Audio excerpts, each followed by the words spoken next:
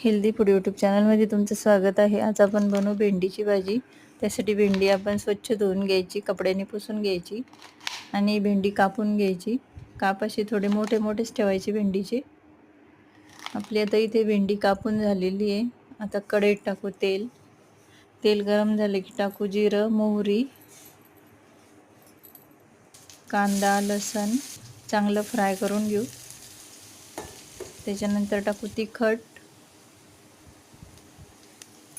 आणि आता तिखट चांगलं फ्राय झाली की त्याच्यामध्ये टाकू कापलेली भेंडी।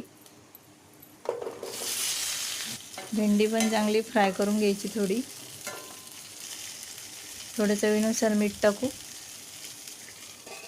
झाकण ठेवून 5 मिनिटं शिजून घेऊ भेंडी आणि नंतर त्याच्यामध्ये शेंगदाण्याचा कूट टाकू 1 चमचा। परत 2 मिनिटं झाकण ठेवून चांगलं फ्राय करून घ्यायचे। आणि अशी आपली भेंडीची टेस्टी भाजी तयार आहे। व्हिडिओला लाईक करा, चॅनलला सबस्क्राईब करा।